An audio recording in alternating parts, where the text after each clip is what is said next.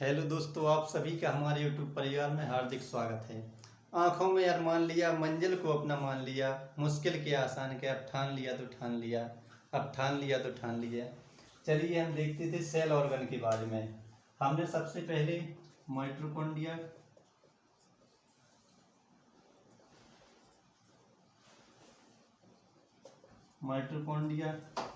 Plastid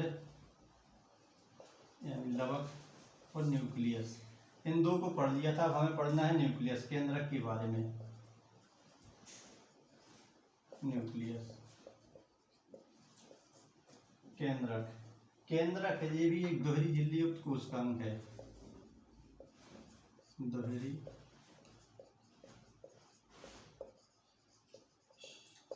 केंद्रक है, जो एक दोहरी झिल्ली युक्त कोशिकांग है। इसकी खोज 1831 में 1831 में रॉबर्ट ब्राउन नामक साइंटिस्ट ने की थी। रॉबर्ट ब्राउन नामक साइंटिस्ट ने की थी। ठीक है, देखते हैं अब आगे कुछ केंद्रक के बारे में।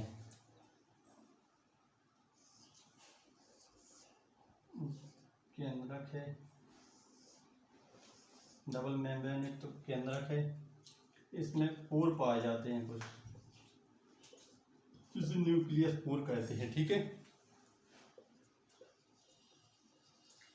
न्यूक्लियस पोर, जी इसकी आउटर लेयर है, ये इनर लेयर है, अंदर वाली इनर लेयर है। जी इसमें धागेनुमा संरचना है, जिसे क्रोमेटिन कहते हैं।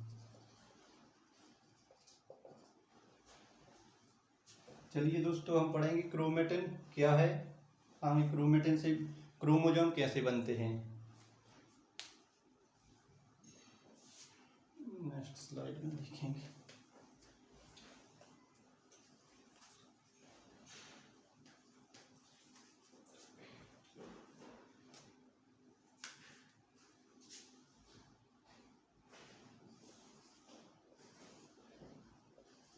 जी धागेनुमा संरचना है, जी क्रोमेटिन है।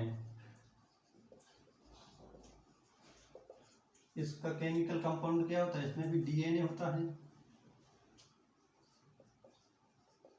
डीएनए, आरएनए,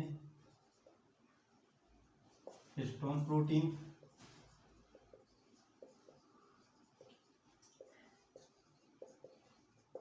हिस्टोन प्रोटीन और नॉन हिस्टोन प्रोटीन।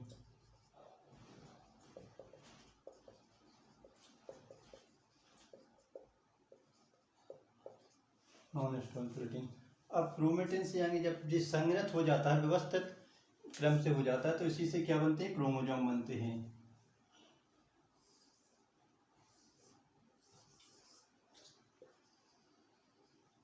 जी क्रोमोसोम है।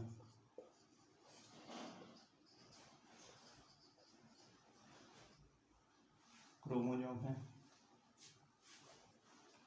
ठीक है दोस्तों, अब हम पढ़ेंगे क्रोमोसोम। जी क्रोमोसोम है, जी क्या इसका मध्य बिंदु सेंट्रोमियर कहते हैं। सेंट्रोमियर है इसके, जी पलायनुमा संरचना से काइनेटोकोर कहते हैं।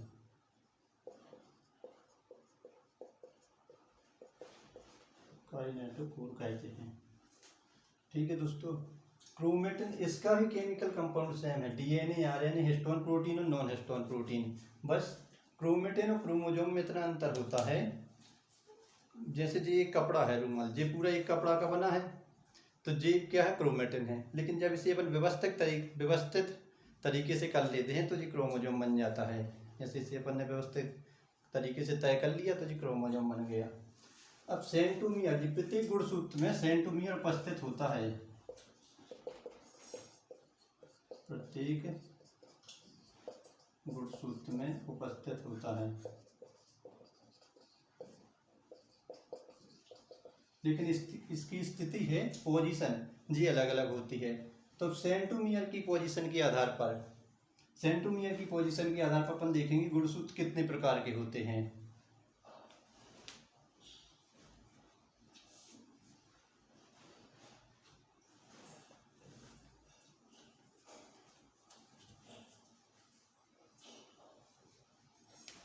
सेंटोमियर की पोजीशन के आधार पर गुणसूत्र हैं जी 4 प्रकार के होते हैं। कौन कौन से? नंबर 1 है टीलोसेंट्रिक।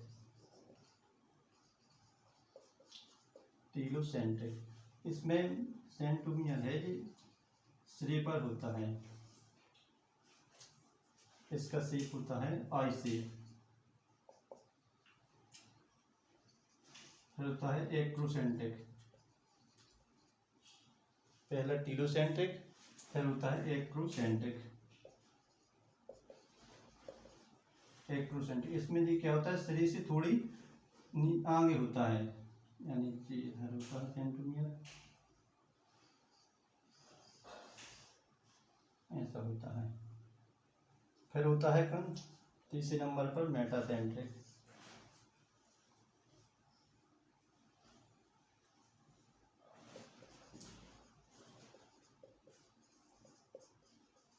मेटासेंट्रिक इसमें क्या होता है, सेंटोमियर है, इसकी पोजीशन बिल्कुल मध्य में होती है।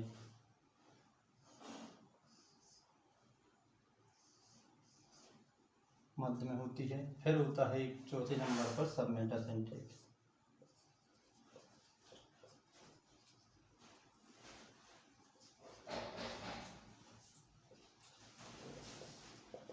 सब मेटासेंट्रिक जी है जी थोड़ी केंद्र से दूर हो जाता है, इसमें सेंटोमियर है,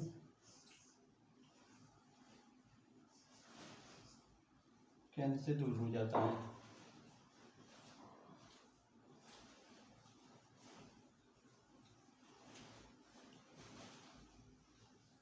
ठीक है दोस्तों, अब अपना न्यूक्लियस पूरा हो गया। इसके बाद अपन देखते हैं दोहरी झिल्ली युक्त कोशिकांग। अपन ने तीनों पढ़ ली, माइटोकॉन्ड्रिया, प्लास्टिड और न्यूक्लियस। इसके बाद अपन पढ़ेंगे सिंगल झिल्ली युक्त। इसमें कौन कौन से हैं, चलिए देखते हैं।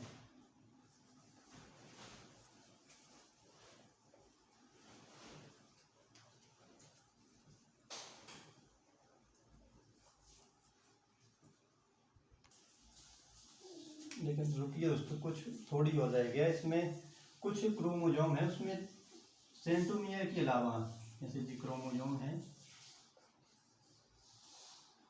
मान लो सेंटोमियर है,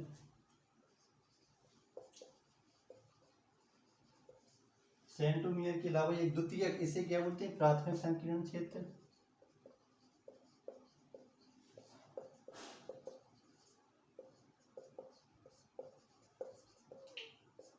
एक द्वितीयक संकीर्ण क्षेत्र होता है इधर पर।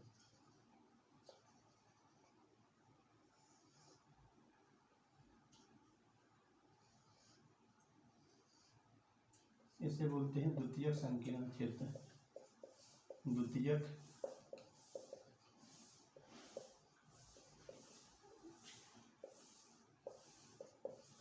संकीर्ण क्षेत्र, द्वितीयक संकीर्ण क्षेत्र जो कुछ ही क्रोमोजोम में पाया जाता है। जैसे टोटल हमारे शरीर में 46 गुणसूत्र होते हैं, लेकिन जी केवल 5 क्रोमोजोम में पाया जाता है। कौन कौन से? 13, 14, 15 और 21 और 22। इन 5 क्रोमोजोम पर द्वितीय संकीर्ण क्षेत्र पाया जाता है। इसका स्थल है जी हमेशा नियत रहता है, कि मतलब यही होगा नीचे, ये स्थान नहीं बदलता, स्थान हमेशा नियत रहता है।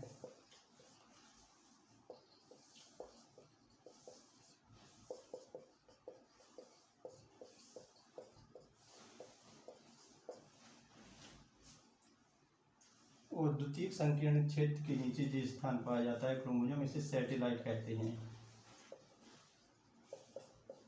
सैटेलाइट, और इसी गुणसूत्र को सेट क्रोमोजोम भी कहते हैं।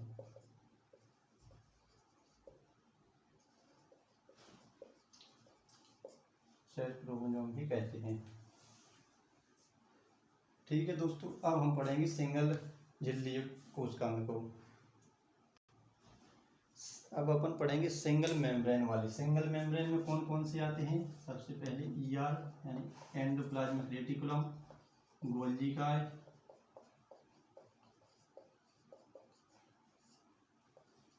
लाइसोसोम, चौथे नंबर पर है दिक्तिका। ठीक है दोस्तों, इन चार का अपन अध्ययन करेंगे और इन चार को अंतःझिल्लिका तंत्र भी कहते हैं। इन्हें क्या कहते हैं? इन चारों को अंतःझिल्लिका तंत्र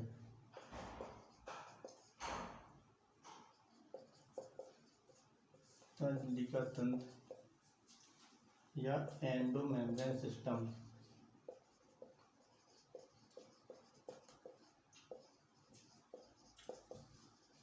अंतःझिल्लिका तंत्र क्यों कहते हैं? इसलिए कहते हैं क्योंकि इन चारों के कार्य हैं एक दूसरे से संबंधित होते हैं।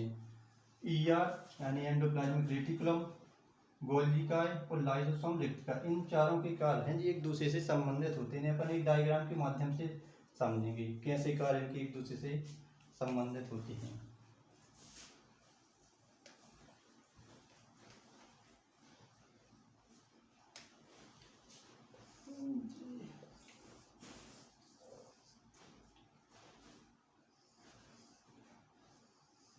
छोटा बनाते हैं। न्यूक्लियस हो गया, इसकी न्यूक्लियस की झिल्ली से ही ईआर जुड़ा होता है, एंडोप्लाज्मिक रेटिकुलम। इसकी संरचना कुछ ऐसी होगी।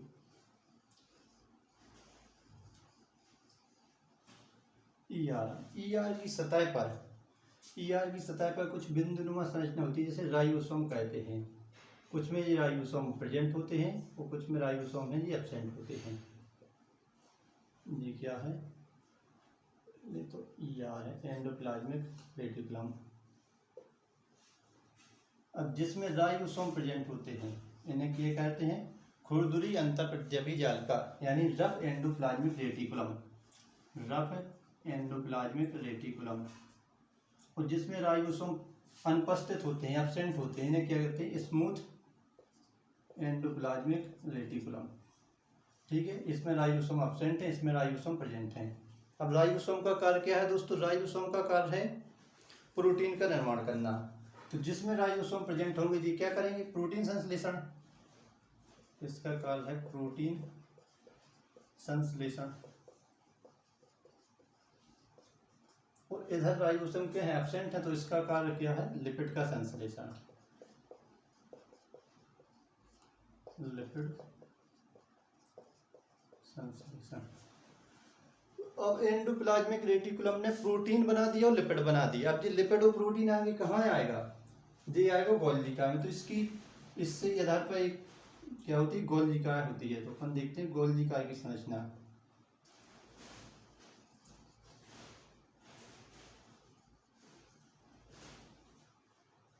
कुछ दोस्तों संरचना ठीक से नहीं बन रही।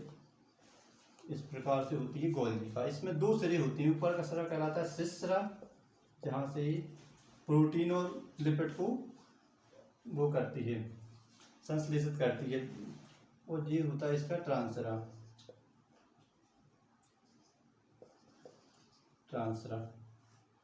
ठीक है दोस्तों, गोल्गिकाय का कार्य क्या है? इसी का नाम है गोल्गिकाय।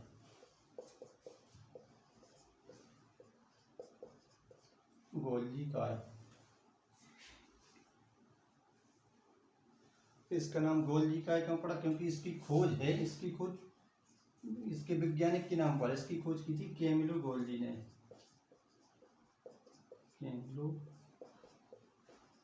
कैमिलो गोल्जी ने 1898 में इसकी खोज की थी, इसलिए इसे गोल्गिकाय कहते हैं। अब इसने प्रोटीन बना दिया अंतःप्रद्रवी जालिका ने, एंडोप्लाज्मिक रेटिकुलम ने, इसके जिसमें राइबोसोम उपस्थित है, रफ एंडोप्लाज्मिक रेटिकुलम, उसने प्रोटीन बना दिया। जिसमें राइबोसोम अनुपस्थित है उसने क्या? लिपिड का निर्माण कर दिया। अब ये कहाँ जाएगा? तो ये आएगा गोल्गिकाय के पास। अब ये आएगा गोल्गिकाय के पास। तो गोल्गिकाय के पास आएगा, गोल्गिकाय क्या करेगी? उसको अब जी इससे प्रोटीन और लिपिड आएगा, जी आएगा गोल्गिकाय में। गोल्गिकाय इसका क्या करेगी? पैकेजिंग करेगी, मतलब व्यवस्थित तरीके से इसकी पैकेजिंग करेगी। इसका पहला कार्य है पैकेजिंग करना, और इसमें क्या मिला देगी? शर्करा मिला देगी। तो इससे प्रोटीन है तो इसे ग्लाइकोप्रोटीन कहेंगे, ग्लाइकोप्रोटीन। और लिपिड को ग्लाइकोलिपिड है। अब जी कहाँ आगे किसका निर्माण करेगी? जी करेगी आगे लाइसोसोम का निर्माण। जी क्या है? लाइसोसोम। लाइसोसोम लाइसोसोम लाइसोसोम में एंजाइम पाया जाता है जिसे कहते हैं जल अपघटकीय एंजाइम। यहीं पर लिखते हैं दोस्तों, चलो इधर पर लिख देते हैं। इसमें क्या पाया जाता है? एक जल अपघटकीय एंजाइम।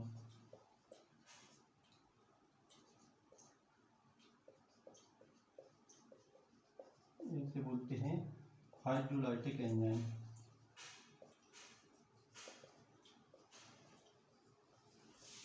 हाइड्रोलाइटिक एंजाइम जी किस किस का पाचन करेगा? जी है जी लिपिड, लाइसोसोम है जी लिपिड, प्रोटीन और कार्बोहाइड्रेट।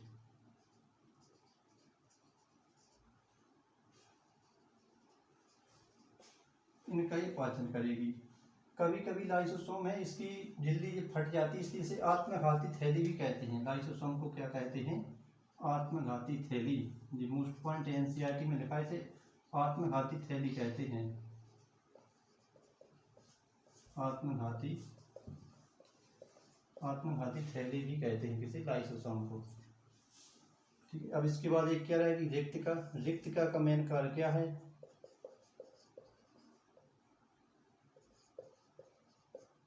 रिक्तिका का मेन कार्य है भोजन को स्टोर करना। ये मेनली पदार्थों में तो 90% तक भोजन का और जो अपशिष्ट पदार्थ है उनका स्टोर करती है। तो रिक्तिका का कार्य है भोजन को स्टोर करना। भोजन, जल और अपशिष्ट पदार्थ निष्पादकों में अपशिष्ट पदार्थ को स्टोर करना। ठीक है दोस्तों, तो हमने पढ़ लिया किसे? ईआर एंडोप्लाज्मिक रेटिकुलम को, गोल्गी को, लाइसोसोम को, रिक्तिका को, इनके कार्य पढ़ लिए हैं। अब इसके बाद अपन देखेंगे दोहरी झिल्ली युक्त हो गया, सिंगल झिल्ली युक्त। अब बचा है मेम्ब्रेनलेस जिसमें कोई भी झिल्ली नहीं पाई जाती। उसमें क्या है? राइबोसोम है। उसको इसके स्क्रीनशॉट ले सकते हैं आप।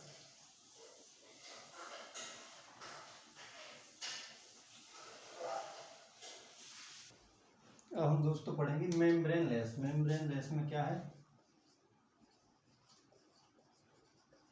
मेम्ब्रेनलेस में सबसे पहला राइबोसोम।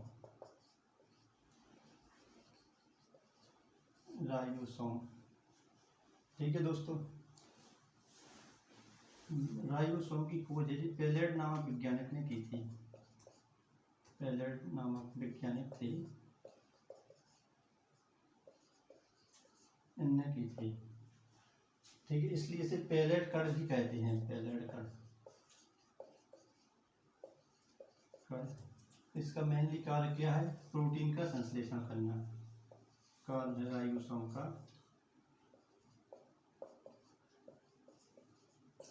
प्रोटीन संश्लेषण। जहां जहां राइबोसोम होंगे उधर उधर प्रोटीन देखने को मिलेगा, क्योंकि राइबोसोम का कार्य क्या है? प्रोटीन का संश्लेषण करना। ठीक है दोस्तों, अब राइबोसोम भी दो प्रकार के होते हैं, एक 70S राइबोसोम, एक 80S राइबोसोम।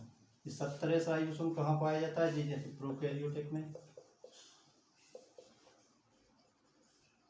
प्रोकैरियोटिक में, माइटोकॉन्ड्रिया में,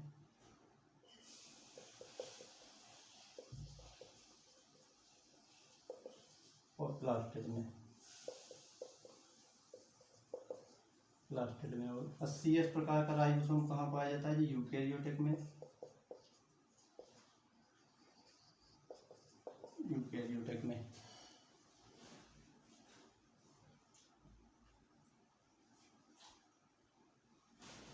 ये इसकी इकाई होती है एस। क्या है? एस है एक स्वेडबर्ग इकाई है। स्वेडबर्ग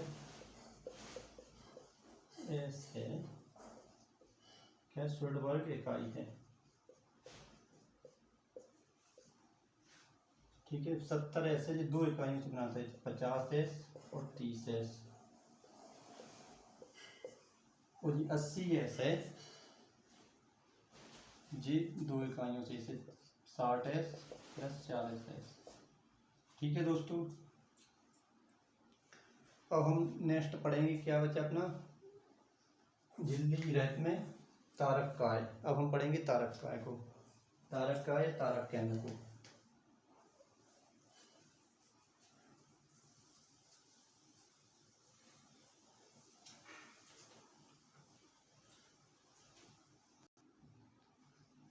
अब हम देखेंगे तारक केंद्र, तारक केंद्र सेंट्रियोल्स, सेंट्रियोल्स। ठीक है, ये कैसी है, झिल्ली रहित है, इसमें भी कोई झिल्ली नहीं पाई जाती, झिल्ली रहित कोशिकाओं है। यह केवल जंतु कोशिकाओं में देखने को मिलता है,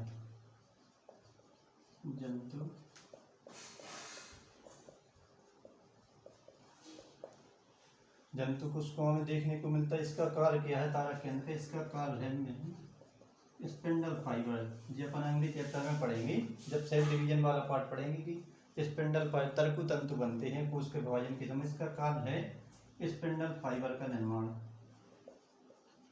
स्पिंडल फाइबर का निर्माण। ठीक है, तारक केंद्र झिल्ली रहित है, जंतु कोशिकाओं में पाया जाता है केवल, इसका कार्य स्पिंडल फाइबर का निर्माण करना है। ठीक है दोस्तों, इसकी आकार है एक नलकावत संरचना होती है, इसका आकार बैलगाड़ी के पहिए की जैसा होता है। आकार देखें, आकार है जी बैलगाड़ी के पहिए जैसा होता है, बैलगाड़ी के पहिए जैसा होता है, बैलगाड़ी के पहिए जैसा होता है। एक नलकावत संरचना होती है, इसमें 9+0 संरचना होती है इसकी। ये परिधीय प्रोटीन, परिधि है जिस पर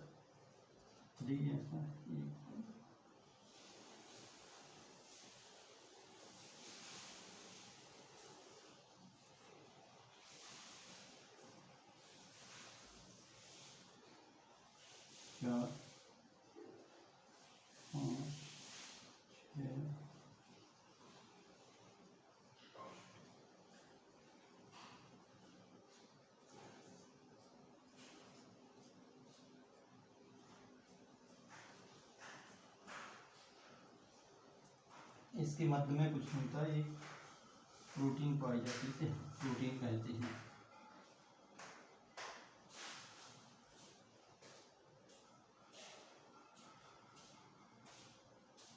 नाइन तो परिधि हो गई, 1 2 3 4 5 6 7 8 9, और बीच में से बोलते हैं हब प्रोटीन, जिस सबको पकड़ कर रखती है यानी नियंत्रित करती है।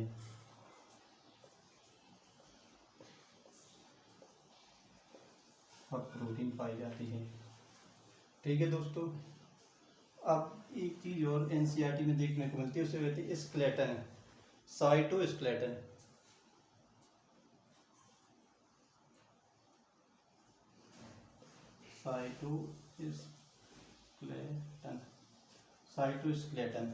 साइटोस्केलेटन क्या है, ये कोशिकीय कंकाल है, कोशिका कंकाल या कोशिकीय कंकाल।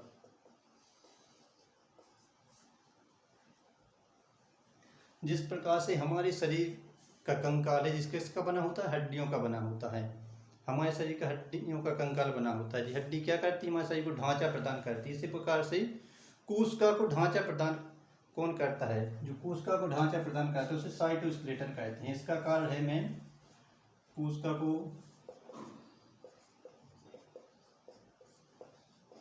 को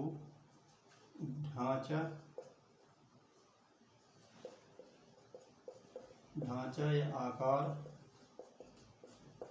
ढांचा प्रदान करना या आकार प्रदान करना, या गतिशीलता या यांत्रिक सहायता,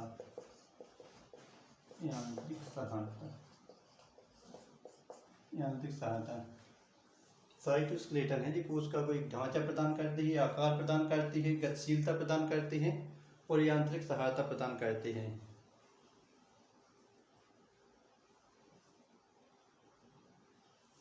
जी तंतुमय प्रोटीन का बना होता है। तंतुमय प्रोटीन का बना तंतुमय प्रोटीन का बना होता है। ठीक है दोस्तों, इसमें जैसे तंतुमय प्रोटीन में कौन आती हैं, एक्टिन, एक्टिन प्रोटीन, जैसे एक्टिन प्रोटीन और ट्यूबुलिन प्रोटीन। ठीक है दोस्तों, अब एनसीईआरटी वाला में जितना था वो अपन ने कवर कर लिया है। अपन कल से पढ़ेंगे सेल डिवीजन वाले चैप्टर को। ठीक है, धन्यवाद दोस्तों आप सभी का। जय हिंद, टेक केयर। सभी लोग चैनल को सब्सक्राइब करें, लाइक करें, शेयर करें। जय हिंद।